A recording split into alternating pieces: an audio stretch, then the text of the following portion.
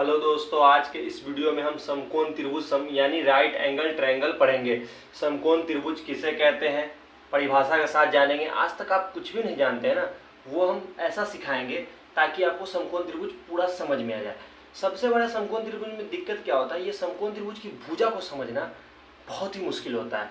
लंब कौन सी भुजा होगी, इसमें कर्ण कौन होगी, ये सबसे मुश्किल काम होता है समकोण त्रिभुज में। अगर आप त्रिकोणमिति बनाना शुरू करते हैं तो आपको ये भुजा का जो नाम है वो पता होना चाहिए। साथ साथ समकोण त्रिभुज का क्षेत्रफल और परिमाप का सूत्र जो होता है वह भी इसी वीडियो में हम कवर करेंगे, और साथ साथ क्षेत्रफल और परिमाप निकालकर आपको हम समझाएंगे कि समकोण त्रिभुज का क्षेत्रफल और परिमाप कैसे निकालते हैं। कि आज की क्लास को स्टार्ट करते हैं और समझते हैं समकोण त्रिभुज का परिभाषा। ऐसा त्रिभुज जिसका कोई एक कोण 90 डिग्री यानी समकोण तथा बाकी दो कोण न्यून कोण हो उसे समकोण त्रिभुज कहते हैं। अब इसको हम पिक्चर बना के हम समझते हैं। वैसा त्रिभुज जिसका कोई एक कोण क्या हो, 90 डिग्री का हो, और बाकी दो कोण क्या हो, न्यून कोण हो, वैसे त्रिभुज को हम समकोण त्रिभुज कहते हैं। देखिए ये एक त्रिभुज है, पहले इसका हम नाम देते हैं। इसका नाम P दे दिए, इसका Q दे दिए, इसका R दे दिए, ठीक है। अब क्या है कि इसमें एक कोण, त्रिभुज का कंडीशन क्या होना चाहिए कि कोई एक कोण क्या है, 90 डिग्री का। मान लीजिए ये Q कोण जो है ये 90 डिग्री का है, और ये बाकी दो कोण जैसे P कोण और R कोण ये क्या है, न्यून कोण है।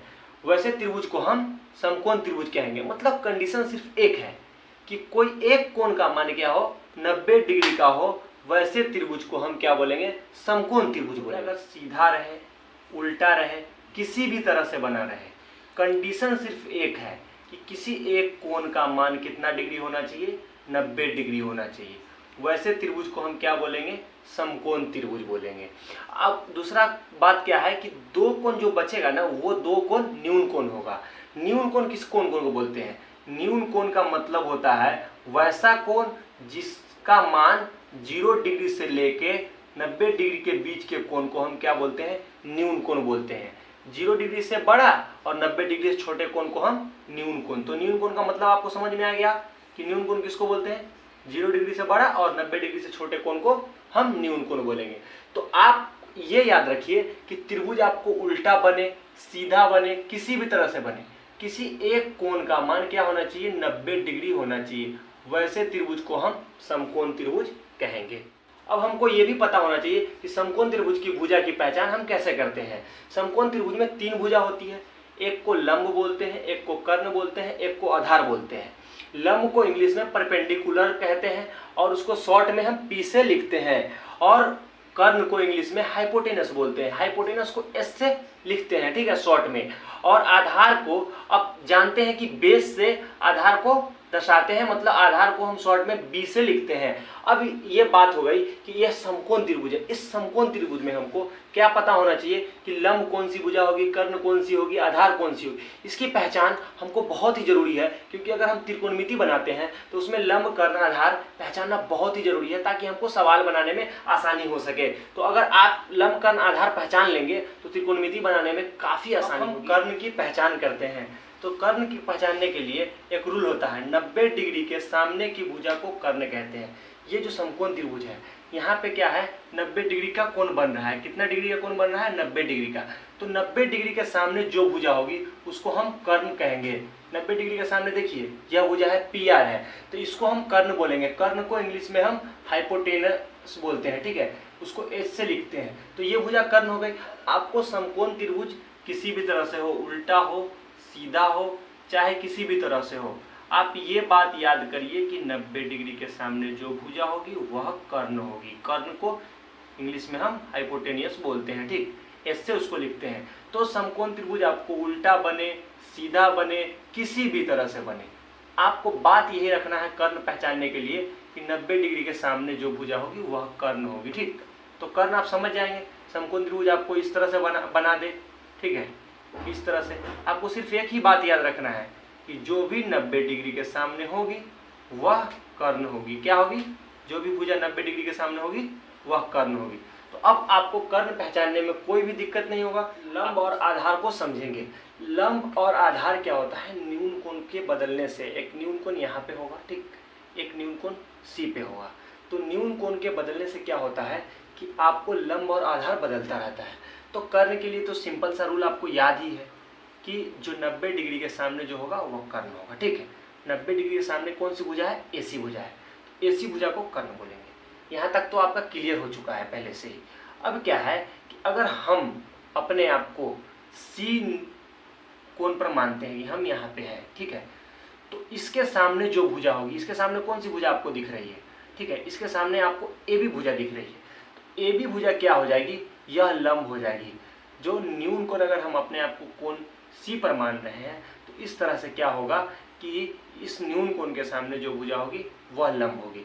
तो लंब और कर्ण समझ में आ गया, तो बची तीसरी भुजा क्या हो जाएगी? यह आधार हो जाएगी। BC जो भुजा है वह आधार उसको बोलेंगे, ठीक है। तो अब आपको समझ में आ गया कि लंब और आधार को कैसे पहचानेंगे। अगर एक भुजा पता चल गया कि अगर मान लीजिए हम अपने आप को C पे मान रहे हैं, ठीक, तो C के सामने जो C कोण के सामने जो भुजा होगी वह लंब होगी, ठीक। ये तो समझ में आ चुका है। अब क्या है, हम एक और समकोण त्रिभुज बनाते हैं, ठीक है।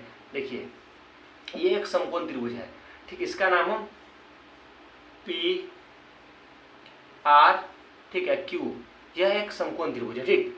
तो इस समकोण त्रिभुज के सामने ये जो भुजा 90 डिग्री के सामने जो भुजा है वह तो हमेशा कर्ण होगी, ये तो आपको पता है।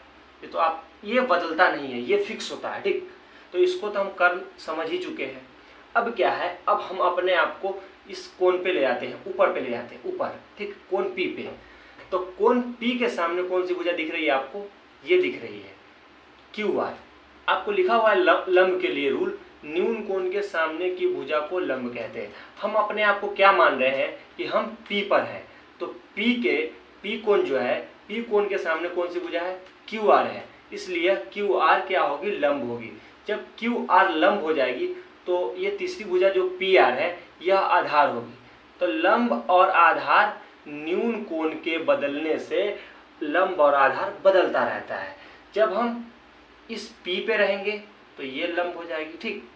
अगर हम Q पे रहेंगे तो फिर ये लंब हो जाएगी, ठीक, PR लंब हो जाएगी। तो क्या होता है कि न्यून कोण के बदलने से आपको लंब और आधार बदलता रहता है।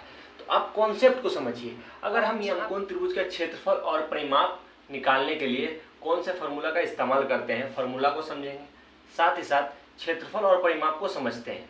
क्षेत्रफल का मतलब ये होता है कि वह आकृति जितना स्पेस छेक रही है ना, जितना जगह ले रही है, जितना जगह ऑक्युपाइड कर रही है, वह उसका क्षेत्रफल कहलाता है। या जितना जगह छेकेगी ना, इसी को हम इसका समकोण त्रिभुज का क्षेत्रफल बोलेंगे, ठीक। परिमाप का मतलब क्या होता है? परिमाप का मतलब वह आकृति के किनारा के लंबाई के जोड़ को हम क्या बोलते हैं? परिमाप बोलते हैं।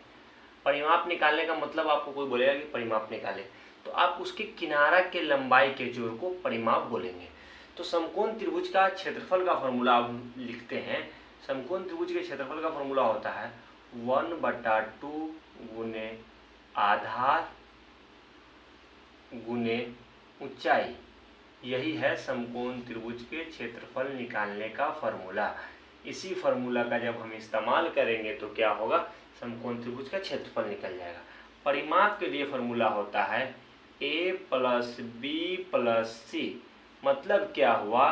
तीनों भुजा का जोड़, तीनों भुजा का जोड़, तीनों भुजा के लंबाई को जोड़ देंगे, वह क्या कहलाएगा? समकोण त्रिभुज का परिमाप। A + B + C। जैसे देखिए, मान लीजिए ये समकोण त्रिभुज है, ठीक। इस भुजा की लंबाई आपको मान लीजिए ये 25 दिया हुआ है, ठीक है, PR 25 है और PQ क्या है? ये 24 है, ठीक, और ये एक 7 है, ठीक। तो आपको अगर बोला जाए कि यह समकोण त्रिभुज का परिमाप बताइए कि कितना होगा, तो हमको क्या करना पड़ेगा? इन तीनों को एक साथ जोड़ देंगे और ये क्या निकल जाएगा? आपको समकोण त्रिभुज का परिमाप निकल जाएगा। तो 24 25 कितना हो जाएगा? 49 और 7 56। 56 जो हो गया, आपको अगर ये सेंटीमीटर में इसको बोले, ये भी सेंटीमीटर में, ये भी सेंटीमीटर में, इस तरह से क्या हो जाएगा कि आपको यह समकोण त्रिभुज का परिमाप क्या निकल गया? 56 सेंटीमीटर। तो अगर क्षेत्रफल अगर निकालना हो तो मान लीजिए यह समकोण त्रिभुज जो है, इसकी जो ऊंचाई है 24 सेंटीमीटर है, ठीक, और इसका जो आधार है 7 सेंटीमीटर है। तो तो हमको क्या करना पड़ेगा कि इसके क्षेत्रफल के फॉर्मूला पर हम इस मान को रख देंगे। ठीक है, तो आधार कितना दिया हुआ है 7 सेंटीमीटर, तो 1/2 गुने आधार की जगह कितना है 7, तो 7 रख देंगे। और ऊंचाई कितना दिया हुआ है 24, तो 24 यहाँ पे रख देंगे। ठीक है, अब इसको हम काटेंगे। ठीक, तो क्या कटेगा, ये 12 मतलब कटेगा। अब 12 से कितना होता है 84, मतलब 84 होता है। तो 84 सेंटीमीटर स्क्वायर जो हो गया आपको, यह समकोण त्रिभुज का क्षेत्रफल निकल गया। तो अब आपको क्षेत्रफल निकालने के लिए क्या करना पड़ेगा कि आधार दिया हुआ है, ऊंचाई दिया हुआ है, आधार के फॉर्मूला, आधार जो होगा आधार के मान के जगह पर आधार का वैल्यू, ऊंचाई के जगह पर ऊंचाई का वैल्यू रख देंगे। अब आपको क्या निकल गया समकोण त्रिभुज का क्षेत्रफल और परिमाप। तो इस वीडियो को अपने दोस्तों के साथ शेयर करें और इस चैनल को सब्सक्राइब जरूर करें।